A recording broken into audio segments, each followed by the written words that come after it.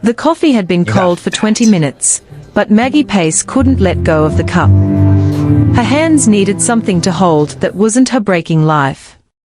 The cafe in the financial district hummed with the sound of people who belonged there, the kind of polished establishment where leather chairs cost more than her monthly rent, and the espresso machine gleamed like a trophy. She'd chosen the corner table because corners were for people trying not to be noticed, and right now, being invisible was the only plan that mattered. 5 months pregnant. 3 weeks behind on rent. A laptop balanced on a table that wobbled every time she shifted her weight. The second-hand maternity sweater she wore was 2 sizes too big, but it didn't matter anymore. There was no hiding the swell of her stomach, no matter how much fabric she piled on. Before we dive deeper into this, I want to thank you for being here. Your support means everything. Do me a favor, subscribe to the channel now, and let me know in the comment section where you are watching from. Now, let's get into this journey. The spreadsheet on her screen had stopped making sense an hour ago. Freelance data entry for a logistics company that paid just enough to keep her phone connected and her electricity on. Due by midnight.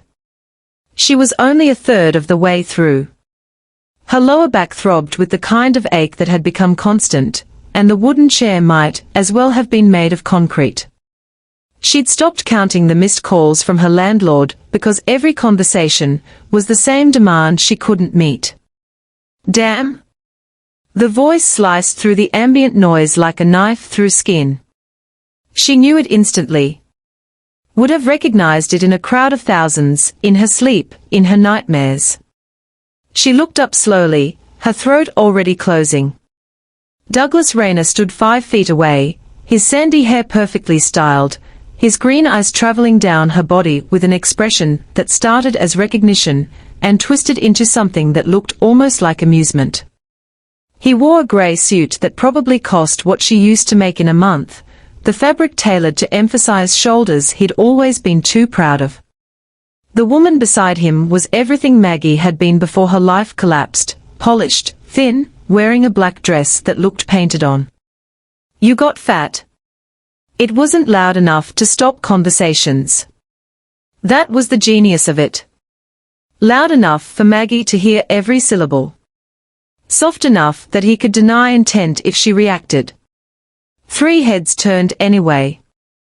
The heat of humiliation crawled up Maggie's neck before the danger of the moment even registered. She hadn't seen Douglas since the day she'd walked away from their relationship 6 months ago, hadn't wanted to see him, had rearranged her entire existence around avoiding exactly this. Running into him in a grocery store. Passing him on the street. Sitting trapped in a corner booth, while he stood over her like he'd won something. Douglas. Her voice came out flat, which felt like a small victory. I didn't know you came here. I don't usually. His gaze dropped to her stomach and stayed there, his mouth curving into something that might have been a smile on someone else. But clearly you do. When did this happen? The woman beside him shifted closer, her hand sliding possessively onto his arm. She looked Maggie up and down with the kind of cold assessment women give each other in parking lots and public bathrooms, the silent calculation of whether someone is a threat. Maggie apparently wasn't. I should get back to work. Maggie reached for her laptop, but Douglas moved closer, his body angling to block the narrow gap between her table and the next. Come on, don't be like that.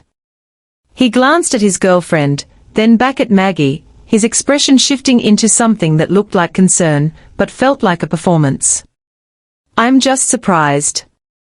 You look different. Different. She repeated the word without inflection. Yeah. He gestured vaguely at her, and she watched his face arrange itself into false sympathy. You've really let yourself go. I mean, I get it. Life gets hard, and stress-eating happens, but this is. He trailed off, shaking his head like he was witnessing something tragic. You used to take care of yourself, Maggie. The cafe seemed to shrink. Other conversations faded into white noise. She was suddenly, acutely aware of every person within earshot, every pair of eyes that might be watching Douglas Rayner tell his fat ex-girlfriend that she'd given up on herself. I'm not stress eating. The words came out harder than she intended, and she immediately regretted the defensiveness in her tone. No? His eyebrows lifted in exaggerated disbelief. Then what's the excuse? Because you used to run every morning. You used to care about how you looked. And now? He gestured at her again, a sweep of his hand that encompassed everything she'd become. His girlfriend laughed, a light, tinkling sound that made Maggie's hands curl into fists under the table. Doug, leave her alone. Maybe she's happy now. Happy? Douglas snorted. Right? Maggie tried to stand, but he didn't move. His body blocked the only exit from the booth, and her laptop bag was still on the seat beside her, her phone just out of easy reach. The pregnancy made her slower, clumsier, and Douglas knew it. She could see it in his eyes, the way he'd positioned himself deliberately. Excuse me. She kept her voice level, controlled. I need to leave. Where to? Another dead-end gig. He leaned one hand on the table, casual, like they were old friends catching up over coffee. I heard you're doing data entry now. That must pay great, judging by. His gesture took in her entire life, the cheap laptop, the worn sweater, the corner booth she couldn't actually afford to sit in. The baby she was carrying alone, because the father had vanished the second she told him, disappeared so completely she sometimes wondered if she'd imagined him. Move, Douglas. I'm just concerned about you. His tone shifted, became gentler, which was somehow worse than the mockery. This isn't healthy, Maggie. You're eating for 2, sure, but you don't need to eat for 10. Maybe you should talk to someone. A therapist. A nutritionist. Someone who can help you get back to being yourself. Her vision tunneled. The room tilted slightly. She pressed one hand to her stomach, felt the baby shift against her palm, and wanted desperately to disappear. To erase this moment. To become small enough that Douglas Rayner would stop seeing her. The lady asked you to move. The voice came from behind Douglas, low and controlled, with an edge that suggested it rarely needed to repeat itself. Douglas stiffened, then turned. The man standing there was taller than Douglas, broader through the shoulders, with dark hair and darker eyes that seemed to absorb the light around them. He wore a charcoal suit that fit like it had been built around his frame, and there was something in the way he stood, perfectly still, utterly relaxed, that made Douglas take an involuntary step backward. Sorry, man, we're just talking. Douglas's voice had changed, lost its confident edge. This is my ex. We're catching up. No. The man's gaze moved to Maggie, held for a moment that felt like recognition, then returned to Douglas. You're leaving. It wasn't a question. Wasn't even a threat. Just a fact, delivered in a tone that made the temperature in the cafe seem to drop. Douglas's jaw tightened. Look, I don't know who you think you are, but this is a private conversation. The man didn't respond. Didn't move. But something shifted in the air, and suddenly there were 2 other men standing nearby, both in dark suits, both watching Douglas with expressions that suggested they were hoping he'd give them a reason to do more than stand there. Douglas's girlfriend tugged on his arm. Doug, let's just go. Yeah? Douglas forced a laugh that didn't convince anyone. Yeah, we should grab our table. Good seeing you, Maggie. Seriously though, you should watch what you're eating. For the baby's sake. He walked away quickly, his girlfriend's heels clicking against the floor, as they disappeared toward the back of the cafe. The stranger watched them go, then turned back to Maggie. "You okay?" She managed a nod, though her hands were shaking so badly she had to press them flat against the table. "Thank you. You didn't have to do that." "Yes, I did." He gestured to the empty seat across from her. "May I?" Every instinct told her to say no. To gather her things and leave. To not accept help from a man who moved through the world with that kind of quiet, absolute authority. But her legs felt weak, and she wasn't sure she could stand without humiliating herself further. "Okay." He Saturday. The movement was economical, precise.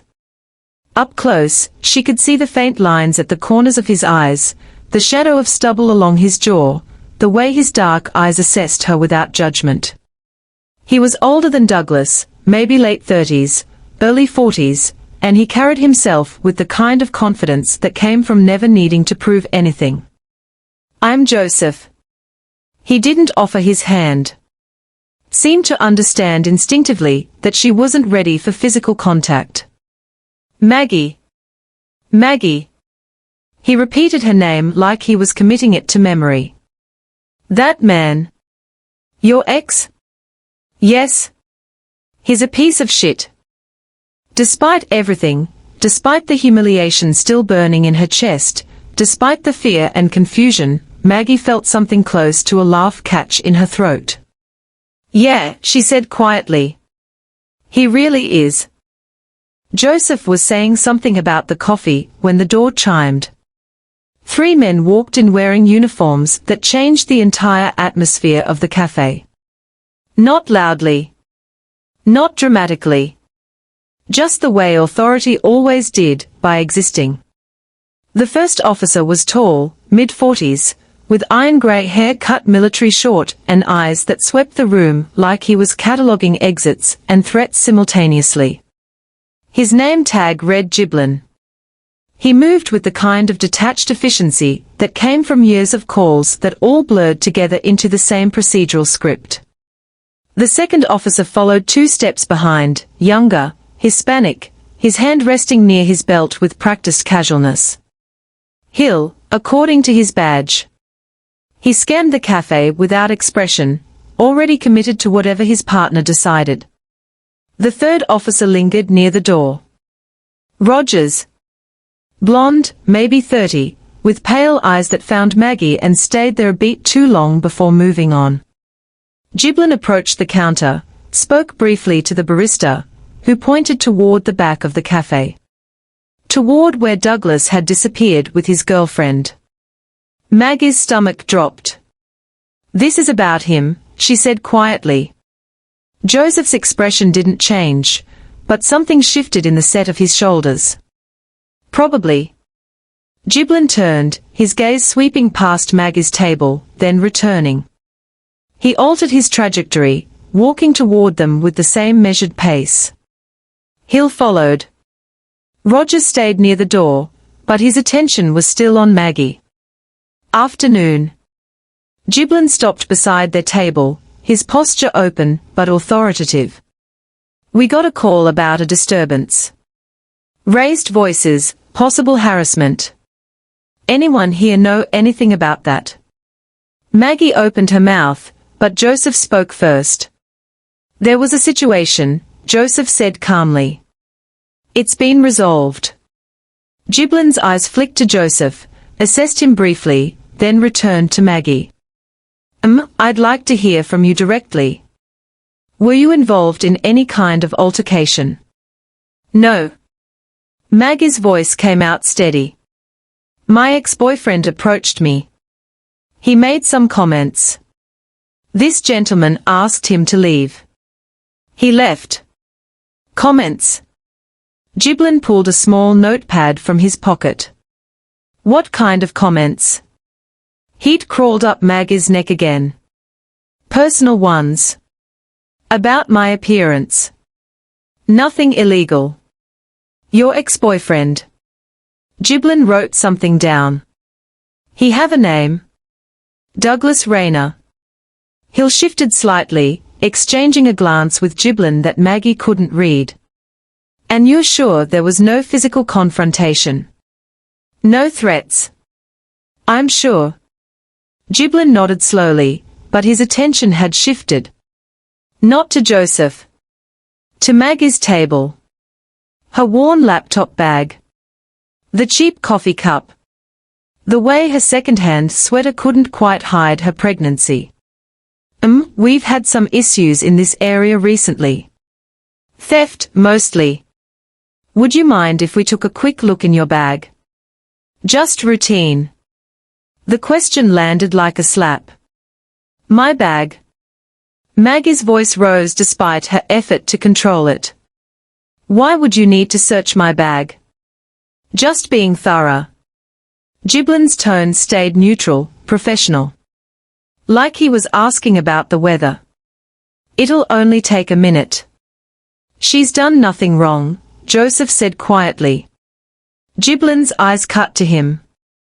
Sir, I appreciate your concern, but I need to speak with the lady. The bag. It wasn't phrased as an order. But it wasn't a request either. It was a test, the kind that women like Maggie failed regardless of what they chose. If she refused, she looked guilty. If she complied, she accepted that her mere presence was suspicious. Around them, the cafe had gone quiet. Conversations paused. Heads turned. The same people who'd watched Douglas humiliate her were now watching the police treat her like a problem that needed managing. Maggie's hands shook as she reached for her bag. You don't have to, Joseph said, his voice low enough that only she could hear. But she did. She knew how this worked. Refusing would only make it worse. She opened the bag on the table. Giblin leaned forward slightly, his eyes scanning the contents without touching anything. Hill moved closer, watching over his partner's shoulder. Wallet. Keys. Phone charger. A granola bar wrapper.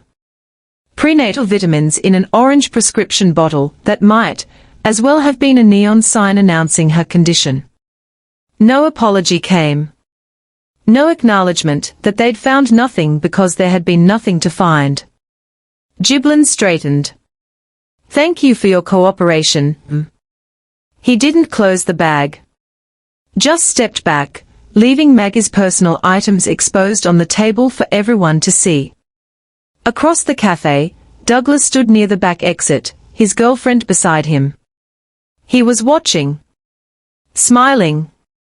And Maggie understood with sudden, cold clarity that he'd called them. That this had been the plan all along. Humiliation led on humiliation, until she was too broken to fight back. Are we done here? Joseph's voice had changed. Still quiet. But colder now. Giblin hesitated, his eyes moving between Joseph and Maggie, recalculating something. We are done, he said finally. Enjoy your afternoon. The three officers left the way they'd come. Efficient. Professional. Utterly indifferent to the damage they'd just done. Joseph waited until the door closed behind them before speaking. That, he said quietly, was deliberate.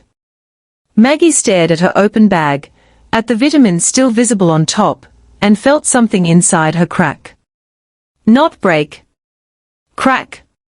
And through the crack, something harder began to show. Maggie's hands were still shaking as she shoved her belongings back into her bag. The prenatal vitamins caught on the zipper. She had to pull them out and try again. Joseph sat across from her, silent. Not offering empty comfort.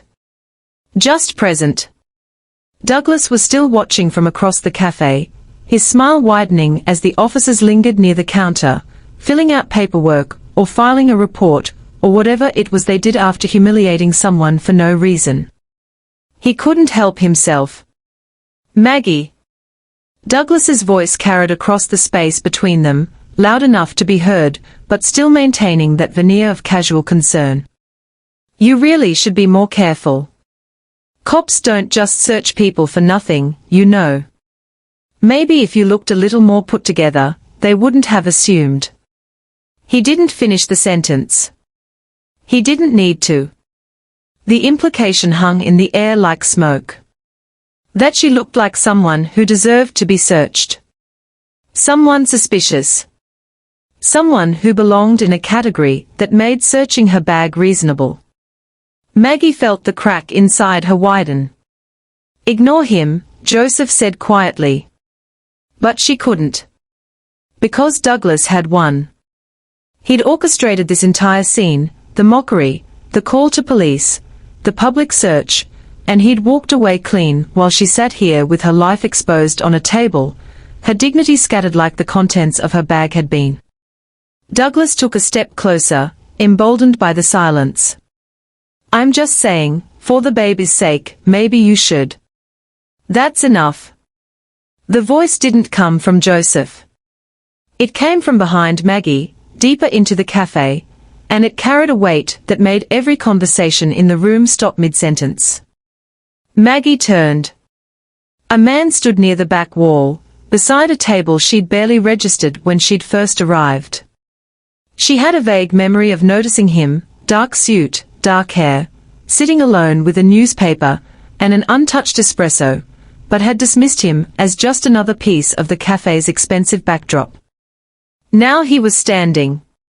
He was tall, maybe 6'2", with black hair silvered at the temples and a face that could have been carved from granite.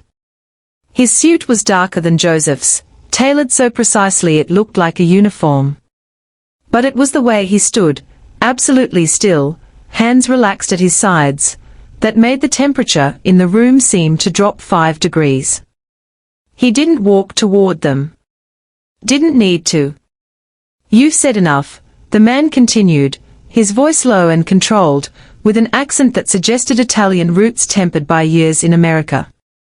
You'll leave now. It wasn't a suggestion. It was a statement of fact delivered with the kind of certainty that allowed no room for debate. Douglas froze. His girlfriend's hand tightened on his arm. I'm sorry, who the hell are you? Douglas tried for indignant, but his voice cracked slightly on the last word. The man didn't answer. Didn't move. Just watched Douglas with eyes that seemed to calculate exactly how many steps it would take to cross the room, how much force would be required, how long the entire interaction would last. The two men who'd been standing near Joseph earlier shifted positions. Not aggressively. Just enough to block the exit Douglas had been edging toward. Across the cafe, Officer Giblin straightened from the counter. His hand moved toward his radio, then stopped. Hill and Rogers had both turned, their casual postures gone rigid. Something had changed in the room. Some invisible hierarchy had reorganized itself around the man standing near the back wall, and everyone, the officers, the barista, the other patrons, seemed to feel it simultaneously. Douglas felt it too.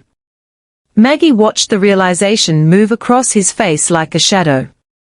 The confidence that had sustained him through every cruel word, every calculated humiliation, drained away in seconds.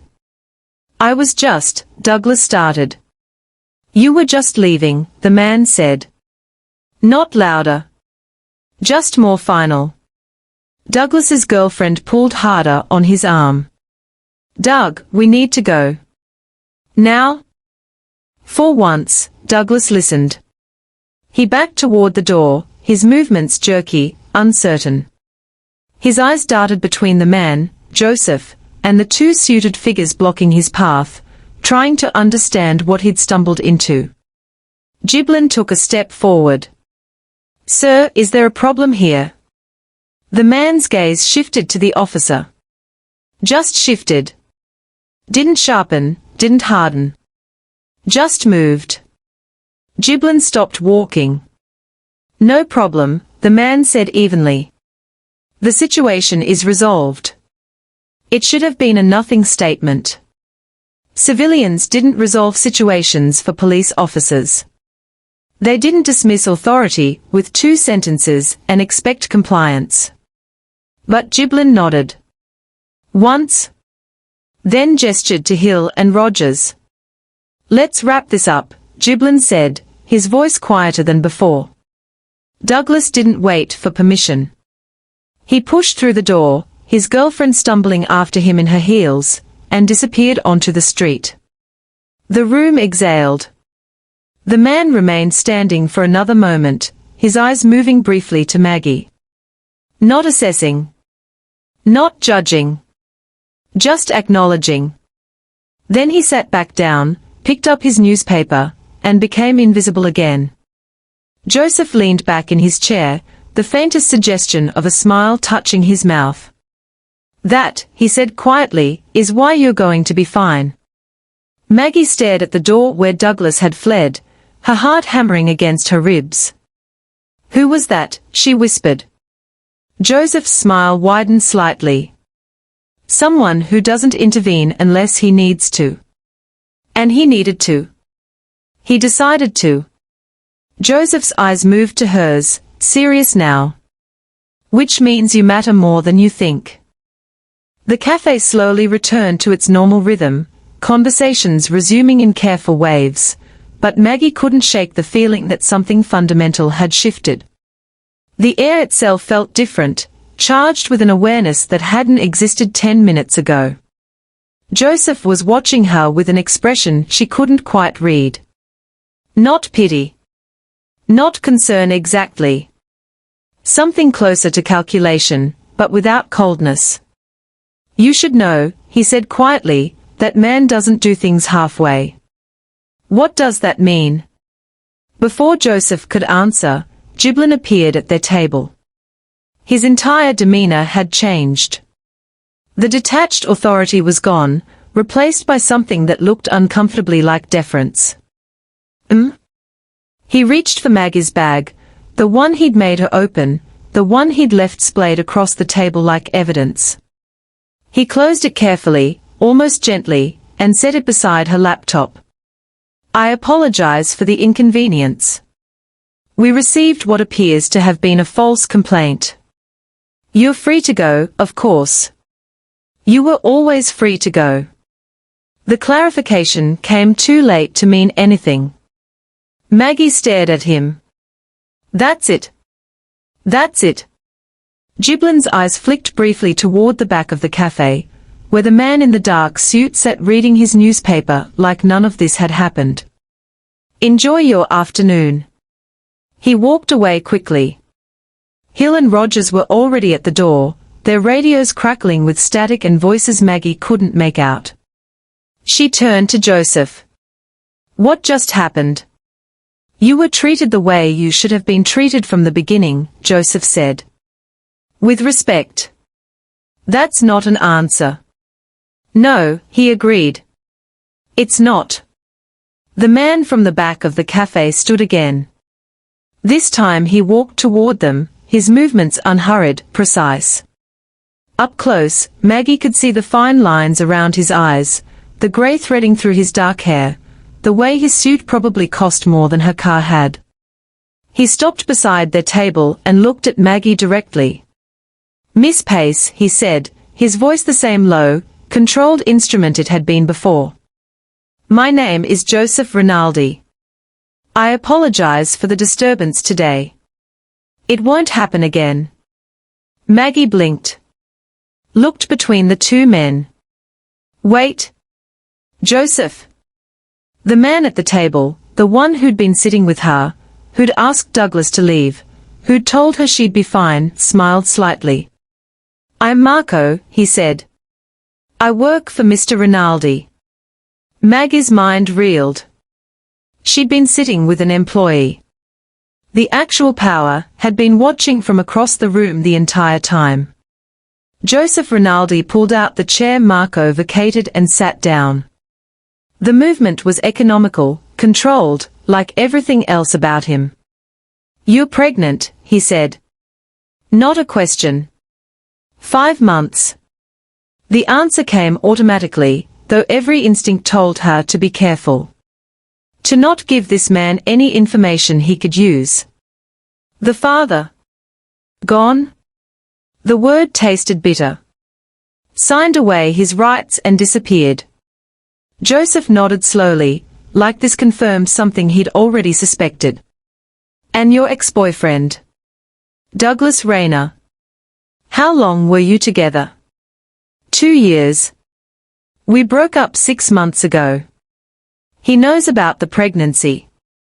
Maggie hesitated. He knows I'm pregnant. He doesn't know the baby isn't his. Joseph's eyes sharpened. But he suspects. I think so. That's why he... She gestured vaguely at the cafe, at the scene that had just unfolded. He wants to hurt me. To prove I'm exactly what he always said I was. Worthless. A mess. Someone who makes bad decisions. And are you? The question should have offended her. Instead, it felt almost refreshing. No false sympathy. No performance of care. I don't know anymore, Maggie said honestly. Maybe. Joseph leaned back slightly, his dark eyes studying her face. Douglas Rayner will not bother you again. Neither will those officers. If anyone else causes you problems, you'll call this number. He pulled a card from his jacket pocket and placed it on the table between them. Heavy cardstock, no logo, just a phone number embossed in black. Day or night. Someone will answer. Maggie stared at the card. Why would you do that? Because you need protection. And because I'm in a position to provide it. I don't understand. You don't have to. Not yet. Joseph stood, the movement as controlled as his sitting had been. But you should understand this. I don't offer help to people I don't intend to follow through for. If you take that card, you're accepting that I will be present in your life. Not controlling it. Not owning it. But present. Maggie's hand hovered over the card. Every rational thought screamed at her to refuse. To walk away from this man whose authority could silence police officers and terrify Douglas with a single sentence. But her hands were still shaking from the humiliation. Her bag still felt violated. And Douglas was still out there, still angry, still capable of making her life worse than it already was. She picked up the card. Joseph's expression didn't change, but something in his eyes softened almost imperceptibly. Good, he said quietly. Go home, Miss Pace. Rest. Someone will check on you tomorrow. He walked toward the exit, Marco falling into step beside him. The 2 other men in suits materialized from wherever they'd been waiting and followed. Maggie sat alone at her corner table, the card heavy in her hand, and wondered what exactly she'd just agreed to. Maggie made it halfway to her car before Joseph Rinaldi appeared beside her. Not suddenly. Not dramatically. He was just there, walking at her pace on the sidewalk, hands in his pockets, like they'd planned to leave together. We should talk, he said. I thought someone was checking on me tomorrow. They are. But some things shouldn't wait. Maggie stopped walking. Her car was another block away, parked in a lot she couldn't really afford, but had used anyway, because street parking in this neighborhood meant risking a ticket she definitely couldn't afford. The late afternoon sun cast long shadows across the pavement, and the financial district was beginning its transition from business hours to happy hour. What things? She asked. Joseph gestured to a small park across the street. Just a patch of grass with benches and a fountain that probably cost more than most people's homes. 5 minutes. Then you can decide if you want to hear the rest. She should have said no. Should have gotten in her car and driven back to her apartment with its overdue rent and its walls thin enough to hear her neighbors arguing. Should have thrown his card away and pretended this afternoon had never happened. But her hands were still shaking. And Douglas was still out there. 5 minutes, she agreed. They crossed the street. Joseph chose a bench away from the few other people scattered through the park. A man in a suit on his phone, a woman walking a dog that probably ate better than Maggie did. Marco stood 20 feet away, facing outward, his posture relaxed but attentive. Joseph Saturday waited for Maggie to sit beside him. "I'm going to tell you something," he said, "and I need you to listen without interrupting. Can you do that?" Maggie nodded, her throat suddenly dry. "I run an organization," Joseph began. "Import-export, primarily. Legitimate businesses with legitimate paperwork. But the world I operate in has rules that don't appear in any legal code, and consequences that don't involve courtrooms." He paused, giving her time to understand what he wasn't saying directly.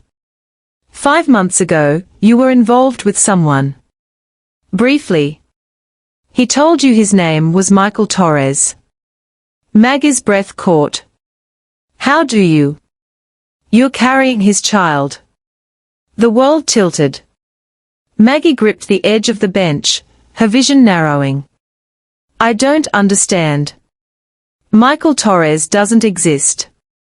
The man you knew by that name works for people I have complicated relationships with. When you became pregnant, it created a situation.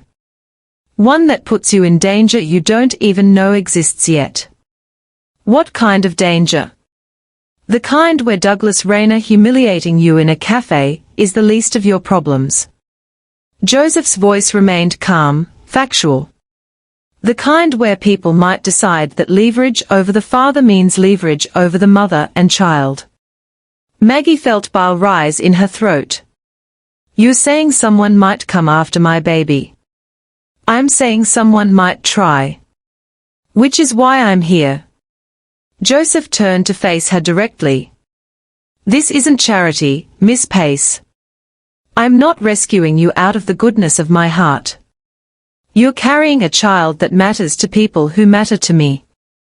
Protecting you protects larger interests. Do you understand?" The honesty was almost cruel. But Maggie preferred it to false kindness. "What do you want from me?" "Nothing you're not willing to give," Joseph said. "I'm offering resources. An apartment in a secure building. Medical care. Money for living expenses. In exchange, you follow basic security protocols. You don't go anywhere alone. You don't contact the father. You let my people keep you safe. Like a prisoner. Like someone who's valuable." Joseph's eyes held hers. "You can refuse. Walk away right now, and I won't stop you. But Douglas will still be out there. The father's associates will still exist. And you'll be alone with a child whose existence makes you a target." Maggie's hand moved instinctively to her stomach. The baby kicked, as if sensing her fear. "How do I know you're not the danger?" she asked quietly. "You don't," Joseph said. "But I haven't lied to you yet. I won't make promises I can't keep. And I won't disappear when things get complicated." He stood, pulled another card from his pocket, this one with an address. "Think about it tonight. Tomorrow, someone will take you to see the apartment. You can decide then. And if I say no, then you say no. And I wish you luck." Joseph started walking toward the street, where a black car had appeared at the curb.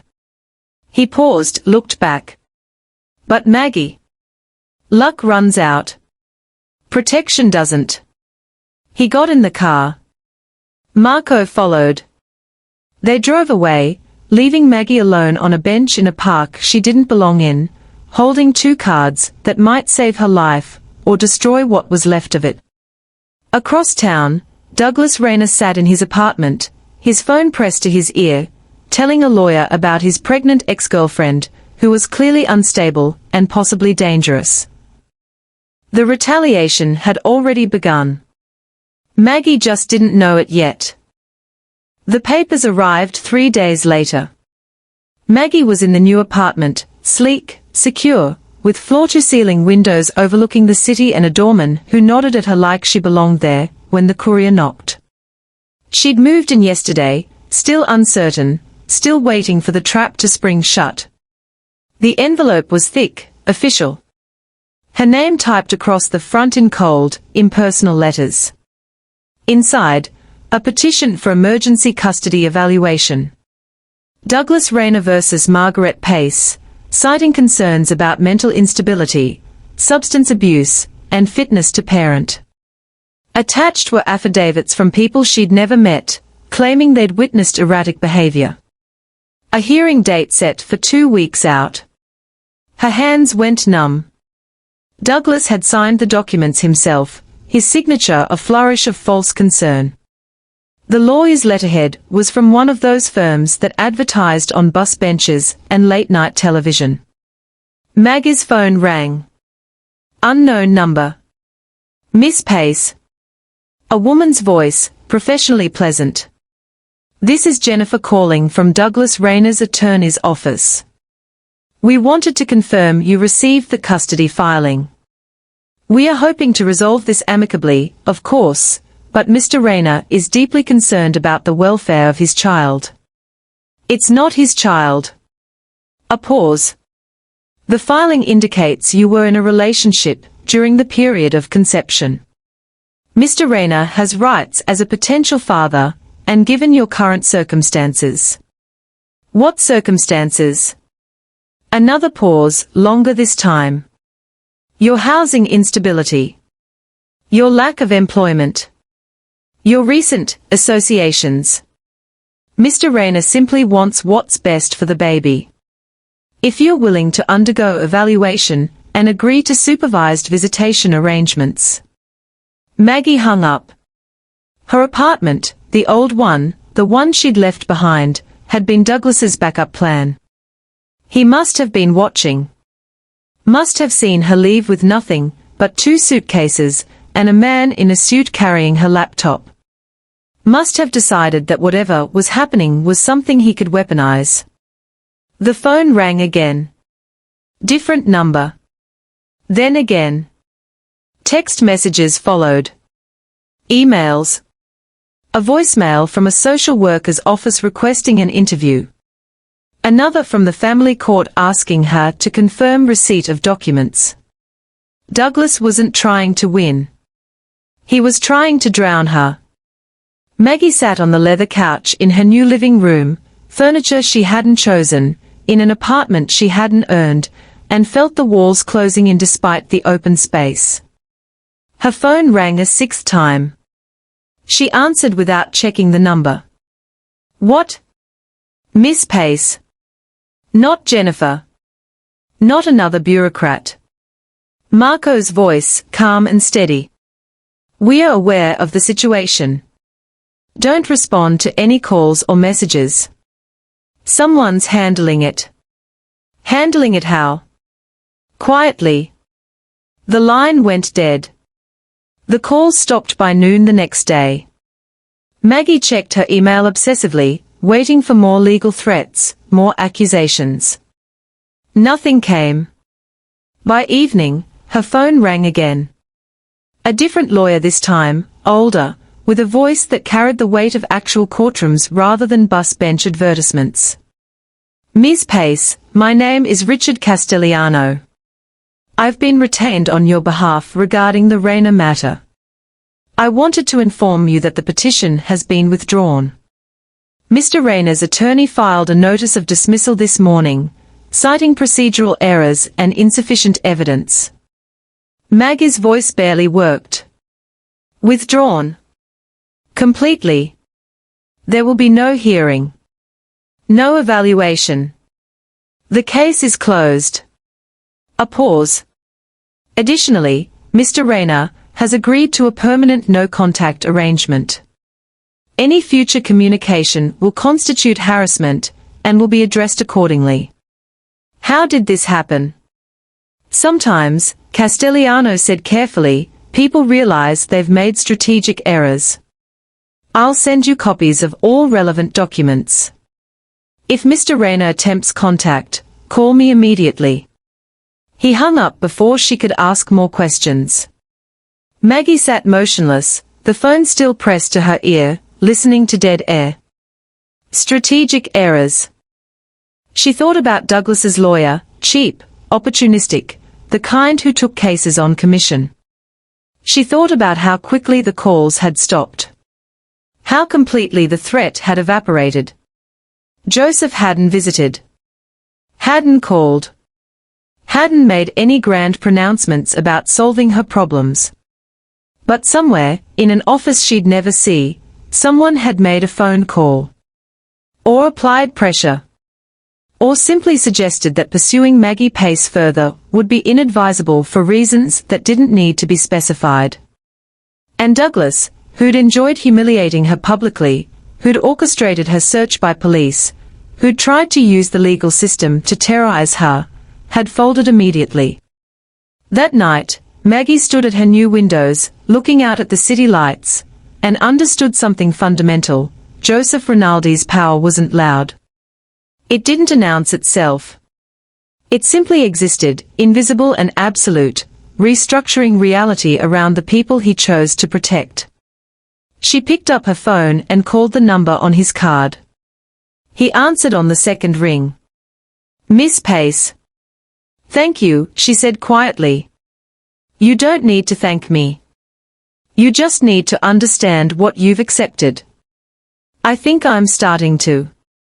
A pause. Then, almost gently, good. Get some rest. Tomorrow we talk about what comes next. He hung up. Maggie stood at the window a while longer, one hand on her stomach, feeling the baby move beneath her palm. Somewhere across the city, Douglas Rayner sat in his apartment, his phone silent, his lawyer's final bill sitting unopened on his counter. His confidence hadn't just cracked. It had shattered completely. And he would never know exactly why. Joseph came to the apartment a week later, just after sunset. Maggie had been expecting Marco, or one of the other quiet men in dark suits who appeared periodically to check the building's security or escort her to medical appointments. She'd grown used to their presence, the way they maintained distance while somehow always being exactly where they needed to be. But it was Joseph who knocked, Joseph who waited for her to answer rather than using whatever access he undoubtedly had. We need to talk, he said. Really talk. She let him in. He moved through the space with the same controlled economy of movement she'd come to recognize, choosing the chair across from the couch rather than sitting beside her. Maintaining distance. Respecting boundaries even as he prepared to cross them. You've been here a week, Joseph said. You've followed every protocol. You haven't tried to contact the father or Douglas. You haven't questioned the security arrangements. Should I have? Most people would have. His dark eyes studied her. Most people would have demanded answers by now. Explanations. Justifications. I'm not most people. Maggie's hand rested on her stomach, a gesture that had become unconscious. And I think I already know what you're going to tell me. Do you? You're not an importer-exporter. Not really. Or you are, but that's not what makes men like Douglas disappear. That's not what makes lawyers withdraw cases overnight. She met his gaze steadily. You're what people call organized crime. What the news calls the Mafia, even though I don't think anyone actually uses that word anymore. Joseph's expression didn't change. And knowing that, you're still here. The baby's father, the man I knew as Michael Torres, he works for someone you're opposed to. Someone dangerous. That's why I'm in danger. That's why you care. Maggie's voice remained calm, though her heart was racing. This isn't about me. It's about the child. About leverage or territory, or whatever it is men like you fight over. That's how it started, Joseph said quietly. Yes. And now? He leaned forward slightly, his hands clasped between his knees. Now it's more complicated.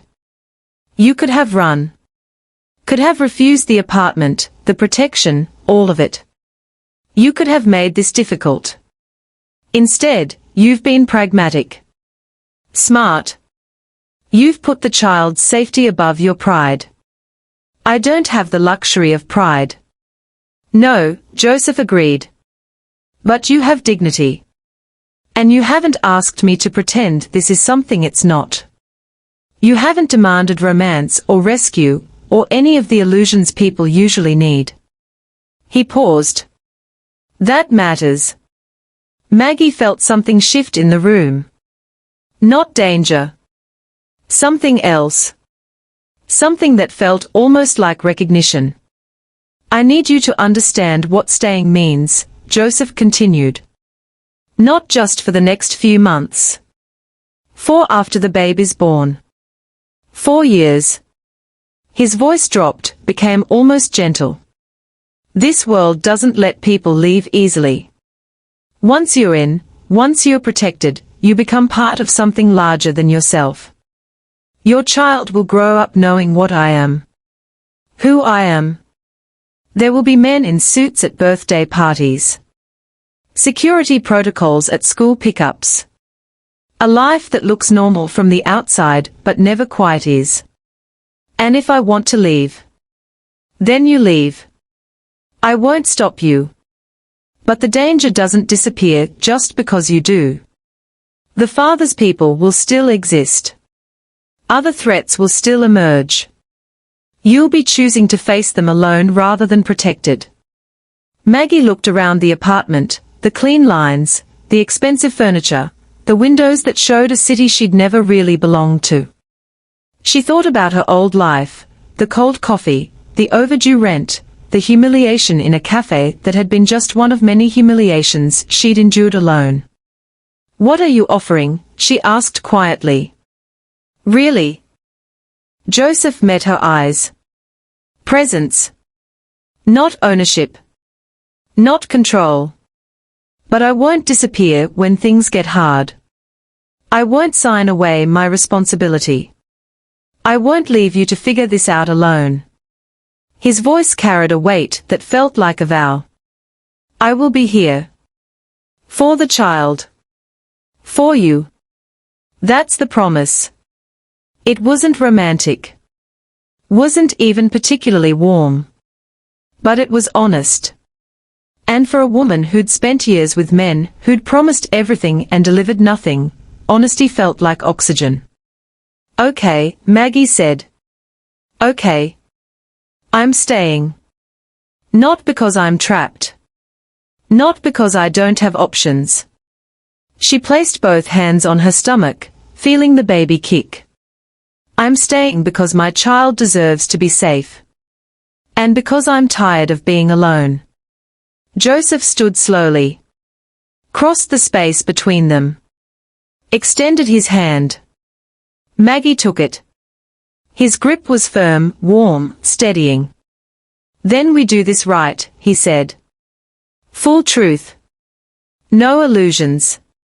You raise the child. I provide protection and resources. We build something that works. Chosen family, Maggie said softly. Chosen family, Joseph agreed. He released her hand, but didn't step back immediately. For a moment, they stood in the fading light, two people who'd found each other through violence and fear and were choosing, deliberately, to build something else. The pregnancy becomes public now, Joseph said. No more hiding. No more shame. You're under my protection, and everyone needs to know it. Maggie nodded. The thought should have terrified her. Instead, it felt like relief. Her old life had ended in a cafe with cold coffee and cruel words. Her new life was beginning here, in an apartment she hadn't earned but had chosen to accept.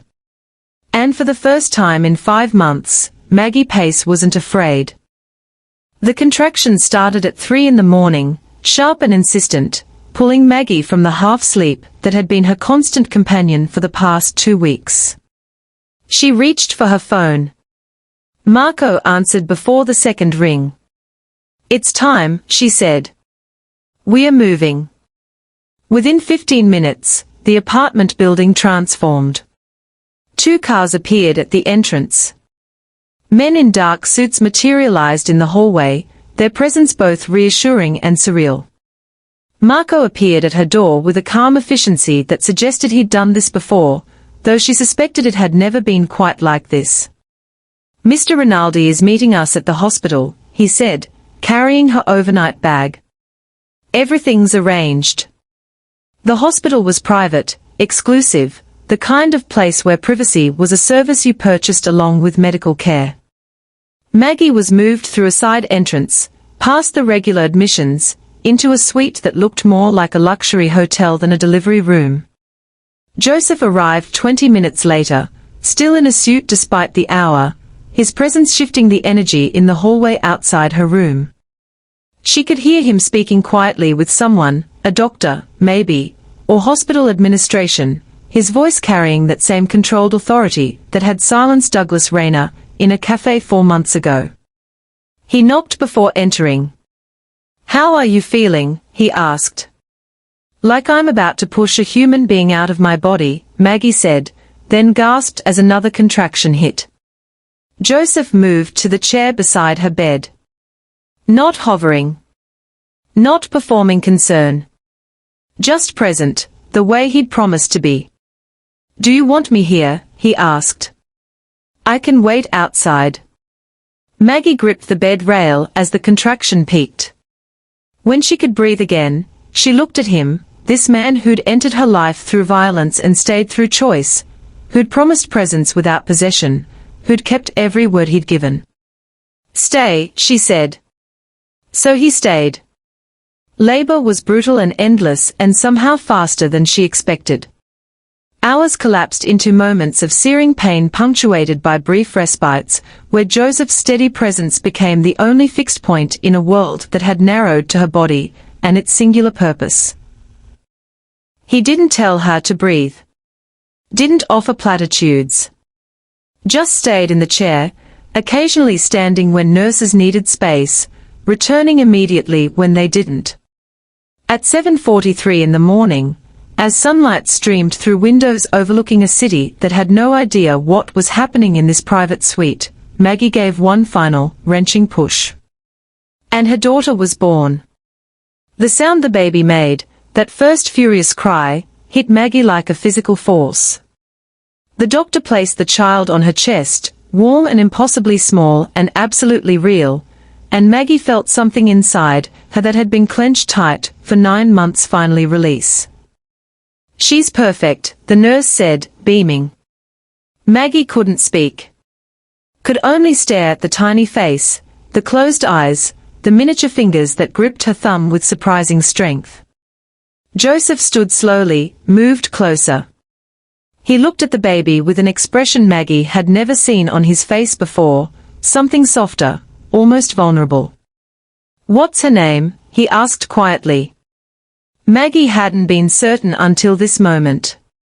Had considered dozens of options, rejected them all as either too common, or too pretentious, or too weighted with meaning. But looking at her daughter, this child born from chaos into protection, from shame into safety, the answer was obvious. "Elena," she said. "It means light." Joseph's mouth curved into something that might have been a smile. "Elena Pace." "Elena Rinaldi Pace," Maggie corrected softly. He looked at her sharply. "You don't have to." "I know. But she should carry the name of the man who'll actually be in her life. Not the one who disappeared." Maggie adjusted Elena carefully, supporting the small head against her chest. "Is that okay?" Joseph was quiet for a long moment.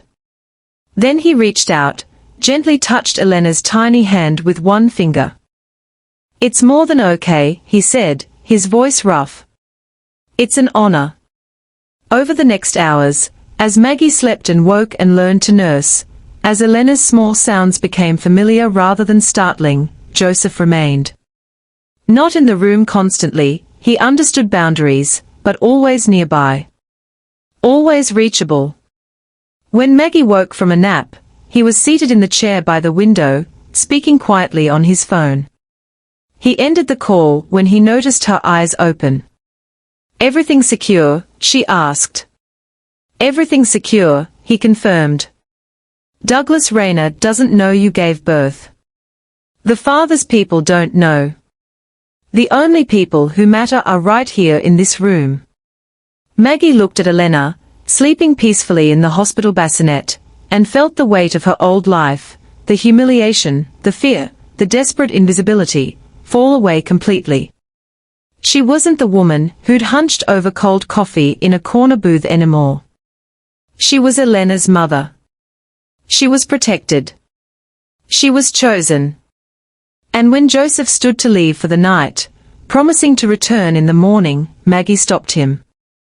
"Thank you," she said, "for not disappearing."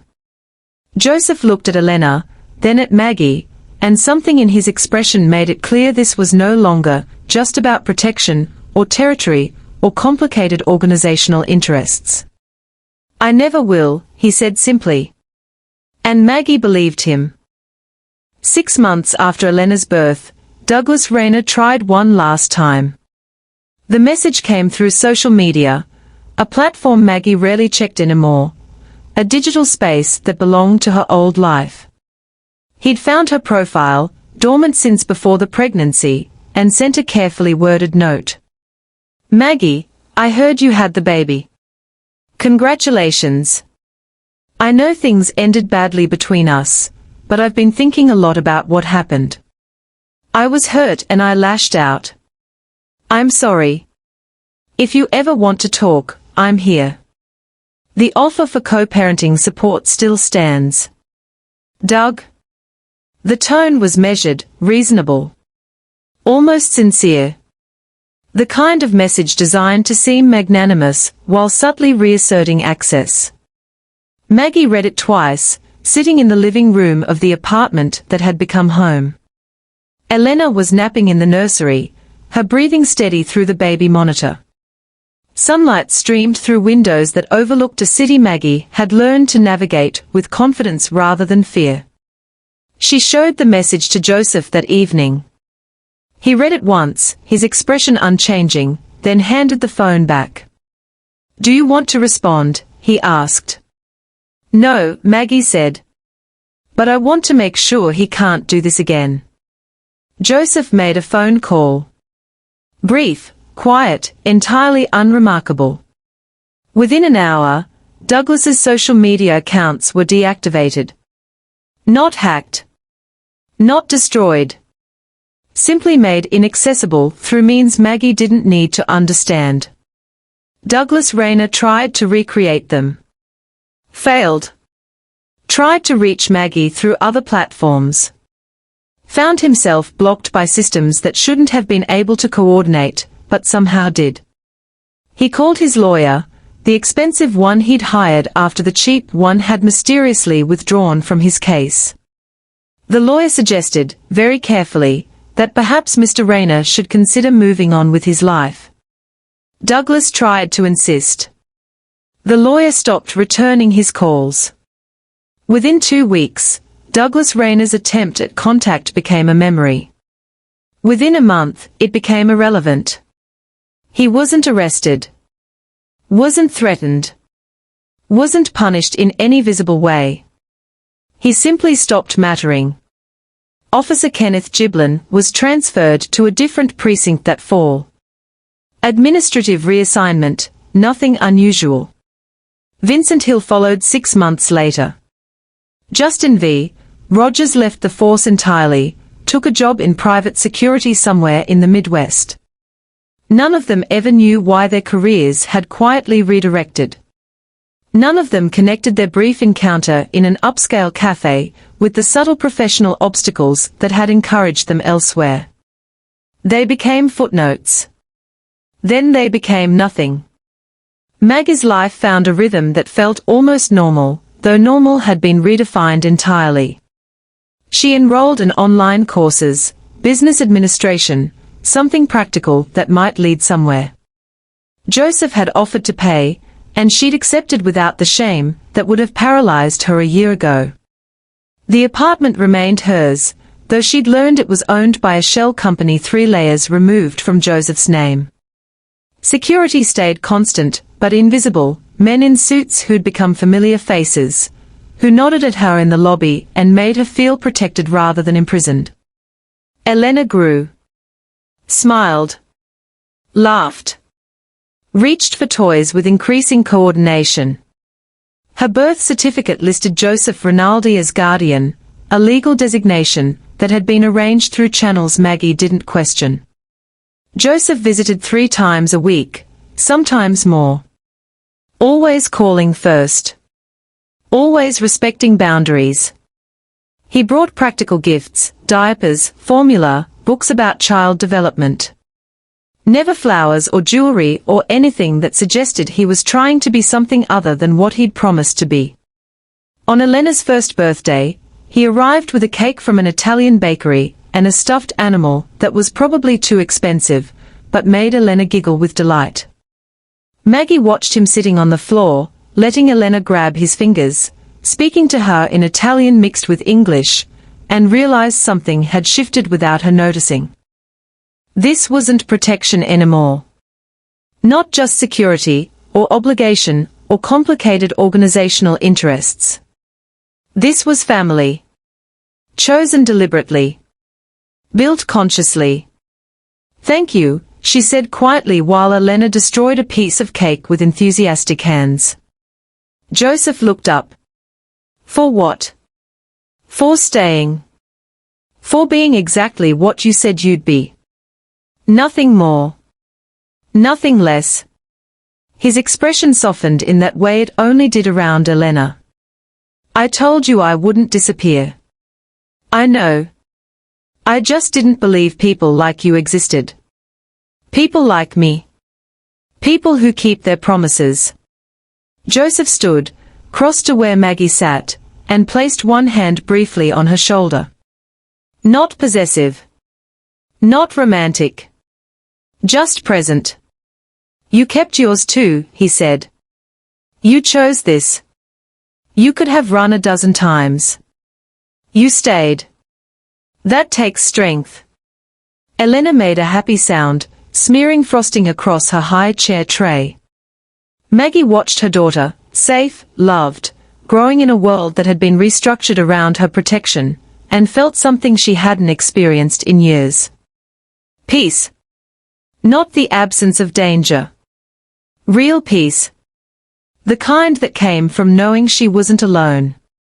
That the people who'd tried to hurt her had been rendered powerless not through violence, but through irrelevance. Douglas Rayner existed somewhere, living whatever life he'd built after his cruelty had been met with consequences he'd never fully understand. The officers who'd searched her bag in a cafe had moved on to other cities, other jobs, their brief abuse of authority forgotten by everyone except the woman who'd endured it. And Maggie Pace, who'd once been invisible, broke, ashamed, had become someone else entirely. Not rescued. Not saved. Reinforced. She stood, moved to the window with Elena in her arms, and looked out at the city lights. Behind her, Joseph was answering his phone, speaking quietly in Italian about something that was probably important, but felt distant from this moment.